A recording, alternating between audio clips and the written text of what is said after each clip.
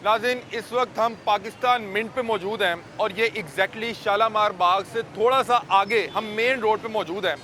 और यहाँ पे आज एक अफसोसनाक वाक़या पेश आया जब एक डंपर आउट ऑफ कंट्रोल होता है और वो जिस सड़क पे आ रहा था वहाँ से निकलता है, दूसरी सड़क पे वन वे आके कुछ लोगों को हिट करता है और फिर उसके बाद बेकाबू होके एक तरफ जब गिरता है तो उसके नीचे एक ऐसा रिक्शा आता है जिसके अंदर बहुत से बच्चे स्कूल के लिए जा रहे थे।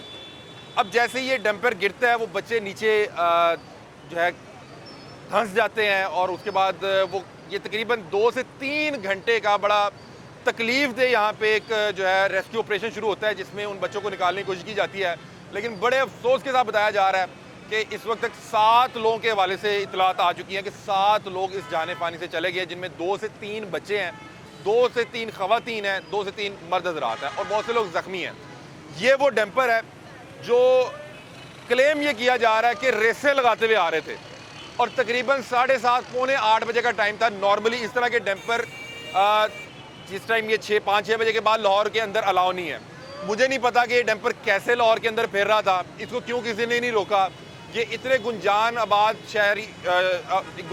इलाके में किस तरह से ये फिर रहा था, इसको कोई रोकने वाला क्यों नहीं था, ये किस तरह यहाँ पे रेसें लगा रहा था और इससे ये जो है ट्रक कंट्रोल क्यों नहीं हुआ। कुछ लोग क्लेम कर रहे हैं कि इसकी ब्रेकें फेल हो गई थी। अगर इसकी ब्रेकें फेल हुई होती तो वो शख्स इस पिलर के साथ जाके मारता। ये दिखाएं जी, वो शख्स इस पिलर के साथ जाके मारता कि किसी तरह रुक जाए। इसकी ब्रेकें फेल नहीं थी, वो जानबूझ के रेस लगाता हुआ जब आगे निकलने की कोशिश कर रहा था, उस दौरान ये ट्रक आउट ऑफ कंट्रोल होता है और ये जब इस रोड पे आता है तो सबसे पहले ये देखें, ये यहाँ पे आके हिट करता है। ये मैं चाहूँगा मेरे कैमरे में ज़रा क्लोजली आके दिखाएं। ये देखें, ये वो कातिल ट्रक है जिसने आज 6 से 7 अफराद को कत्ल कर दिया, बाकी अहबाब जो है अभी ज़ख्मी है और बड़ी जो है तशवीशनाक हालत में है। ये अब ट्रक की हालत देखें, इसका ड्राइवर यहाँ से मौके से फ़रार हो गया और उसकी जाने बला कि उसके इस एक्ट से 7 घर तबाह हो गए, 10 घर तबाह हो गए, वो यहाँ से दफ़ा हो गया। अब ये देखें, पहले ये हिट हुआ, फिर पहले इस साइड गिरने लगा, उसने कोशिश की इस साइड ना गिरे तो इतनी ये स्पीड में था कि ये दूसरी तरफ गिर गया। ये बेसिकली ट्रक इस तरफ से नीचे गिरा था और आप ये देखें कि अब इसके अंदर का जो भी इसका वो इंजन ऑयल वगैरह वो भी यहाँ पे पूरी जो ज़मीन है उस पर फैला हुआ है। और ये उन लोगों के जूते हैं, ये उन लोगों के जूते हैं जिनको अब इनकी ज़रूरत ही नहीं रह गई, वो इस जाने पानी से चले गए और अभी यहाँ पे क्लेम किया जा रहा है कि बहुत सी बॉडीज़ को घर भेज दी गई। एक खातून अभी भी अपनी बेटी को तलाश कर रही है कि वो जिंदा है या उसके साथ कोई हादसा पेश आ गया। मुकामी लोगों का ख्याल ये है कि जिस टाइम इस डंपर के अंदर से कूड़े को शिफ्ट किया जा रहा था, इसके अंदर इतना कूड़ा था कि 4 ट्रक आके कूड़े को लेके गए हैं। इनको लग ये रहा है कि कहीं वो बच्चा कूड़े की जद में आके ना चला गया हो, क्योंकि जो मैंने मनाजिर देखे हैं वो मैं आपके साथ शेयर भी नहीं कर सकता, आपके साथ आपको दिखा भी नहीं सकता कि कूड़े के ढेर में बच्चों की लाशें पड़ी हुई हैं। और आए मैं आपको ज़रा ट्रक मजीद दिखाता हूँ कि ये ट्रक की हालत देखें। ये इस साइड बेसिकली गिरा था, ये इस साइड गिरा था और इसके नीचे जो है वो रिक्शा जो है पूरा वो फंस गया था और वो एक तरह से कुचला गया था। अब इस ट्रक के अंदर से सारा जो सामान था, जो कूड़ा था, उसको उठा लिया गया। ये देखिए अभी भी कूड़े के ढेर जो पड़े हुए हैं, इस तरह का यहाँ पे मनो कूड़ा इसके अंदर मौजूद था और 4 से 5 ट्रालियों को ला के इसके अंदर से कूड़े को निकाला गया। इस वक्त ये अभी खाली है, अंदर इस वक्त कूड़ा नहीं है।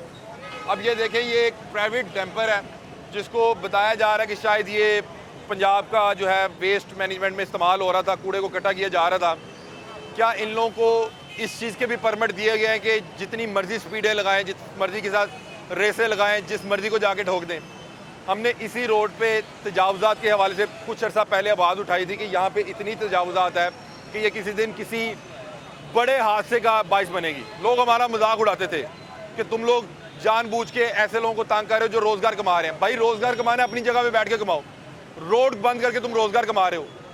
फिर हमने इस ट्रक माफिया के खिलाफ बहुत से प्रोग्राम किए जिसमें हम ये बता रहे थे कि ट्रैक्टर ट्रालियों के पास, बड़े बड़े डंपर्स के पास फिटनेस सर्टिफिकेट मौजूद नहीं है। उनकी गाड़ियों की ऐसी हालत है कि जब हमने देखा हम हैरान रह गए कि स्टीयरिंग मौजूद नहीं है।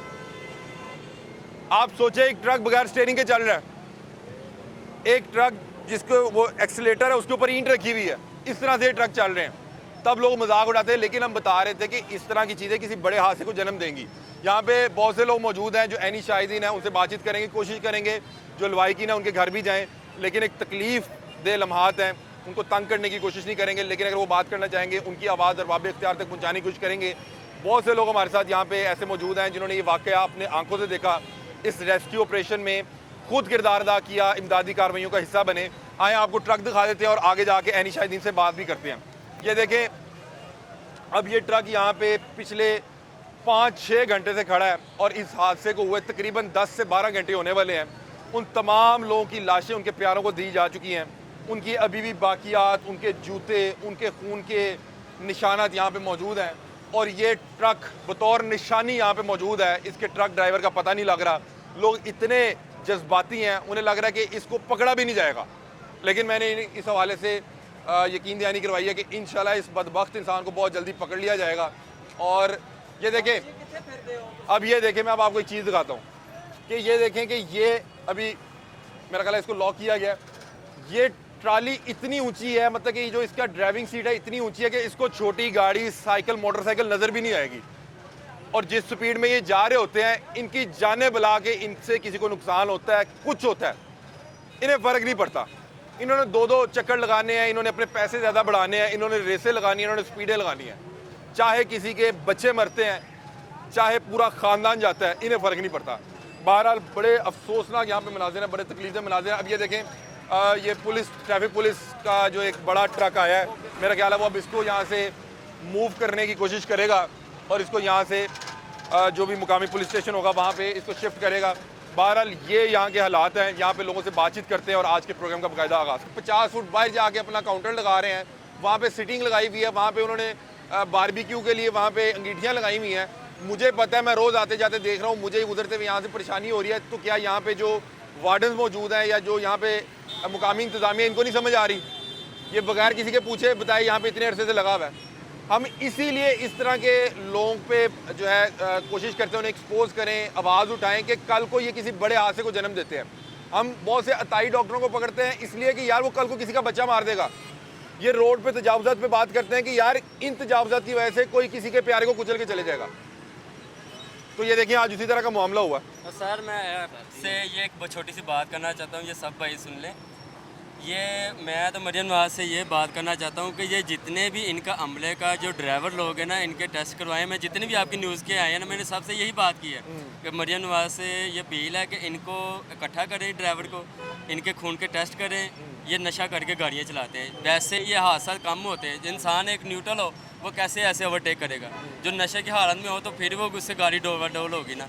मेरी ये एक रिक्वेस्ट है, ये सरकारी गाड़ी के नशे में होते हैं, इन्हें पता ही नहीं, किसी ने रोकना नहीं है जी। इनके पास परमिट है कि हम जिस टाइम मर्जी कहीं पे भी रोड। सर मेरा दिल कह रहा है अब भी ये गाड़ी चेक करें ना। हाँ जी, गाड़ी में परमिट नहीं है, बंदे मारने का लाइसेंस है, कितने मर्जी कुचल दो, आगे आ निकल जाओ। हाँ, परमिट नहीं है इनके पास, बंदे मारने का लाइसेंस है, हाँ। कुचल दो, हाँ। निकल जाओ। बाकी है, किसी ने लाया पकड़ के, कोई नहीं है। नहीं, ये पकड़ा जाएगा, ये मैं आपको बड़ी यकीन दहानी इतनी दिलवा रहा हूं। स्पीड से चलाते हैं, 150 से ऊपर चलाते हैं इस रोड पे, ठीक है, आराम से नहीं ये चलाते। रोड 40 की स्पीड वाला भी नहीं है, ये रोड 40 की स्पीड वाला भी नहीं है। इधर भी स्कूल है, उधर भी स्कूल है, आबादी का इलाका है। तो बाद हैवी ट्रैफिक वैसे ही बंद हो जानी चाहिए।